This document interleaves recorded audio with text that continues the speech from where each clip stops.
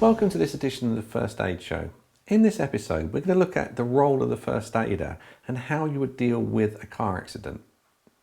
First aid training provides you with the skills you need to act within any type of emergency. However, it's not time to apply these skills to every single situation you're going to come across. We can give you the basic information on a classroom course or even our online courses, but you need to be able to apply that to the real world. What we're going to be doing in this video is looking at different first aid situations and discussing what you would need to consider. One common incident you may be confronted is when you arrive at the scene of a car accident. These are not always what they seem. For example, you may arrive at an accident involving many cars and it looks really serious and no one is hurt. But another accident might seem to look fairly minor, but you might have to deal with serious spinal injuries. One question you may ask yourself is, do I need to stop? It may be that people are out of the car and all seems normal, but your help could still be needed. Another may be that you see loads of people around the car, but those people may not have the knowledge or the equipment that you've got. You may be travelling with your baby or young children in your car, and you may feel it's not safe or appropriate to stop. Every situation is different, and you won't be judged on what your action is. There is no right or wrong answer to whether you should stop. You need to do what you feel is right, and also be careful if you're on your own. It may be dark and you're scared, so the best action you could do is stay in your car with your doors locked and the engine running, call emergency services. Always leave your car in a safe position. You may leave it in an angle to deflect any other car and keep you safe while you're dealing with the patient, or park past the accident so your car does not block access for the emergency services when they arrive.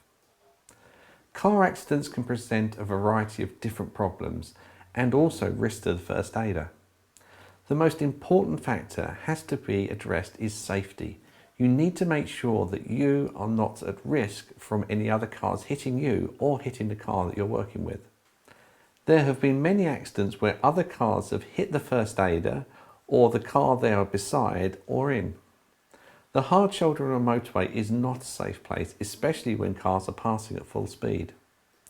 There are many people every year killed on motorways when they break down on the hard shoulder.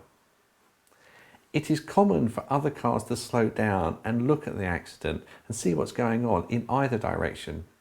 This in turn can cause other accidents. You need to keep focused and also keep a wider picture of what's actually happening to avoid any other accidents.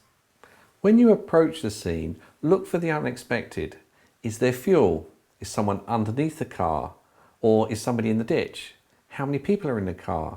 Is there a loose dog in the car? Or has a bike been involved and maybe that's underneath the car? You can help the person when you approach the car by telling them not to move. Approach from the front and tell them to look straight ahead and not to turn round. Someone in the car can do serious damage to spinal injuries in turning to speak to the first aider. Keep talking to them calmly and clearly. The best way you can help someone who you think has a spinal injury is to support their head. If done from the front, take extreme care of the airbag if it hasn't been triggered.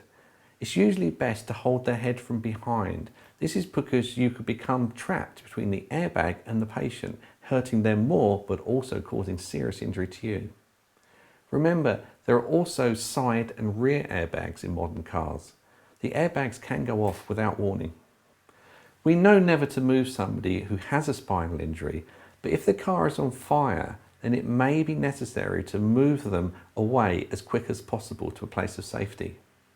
Steam from the radiator can often be confused with smoke. Other injuries in car accidents can be anything that's in any conventional first aid course. There may be that the person driving the car has had an illness which has caused the accident. It may be that the driver of the car has had a heart attack.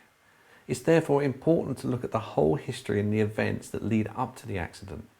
Ask any questions you have to the person in the car or other road users to get a full picture of what's happened, and then pass this information to the paramedics and the police. Often with car accidents, less is more. By simply just talking to the person, caring for them, sometimes that's enough. Always make sure the emergency services have been called and always keep a lookout for potential dangers. Dangers can be things like sharp metal that can cause deep cuts to anyone approaching the car. Your job is to deal with the patient, but also to direct other people to make sure that they keep safe. When the emergency services arrive, tell them what you have seen and done and help them where they need it. Next time you see a car accident, hopefully you'll have the confidence to deal with it safely and effectively. Remember, keep an eye out all the time for dangers, as other accidents can happen in seconds.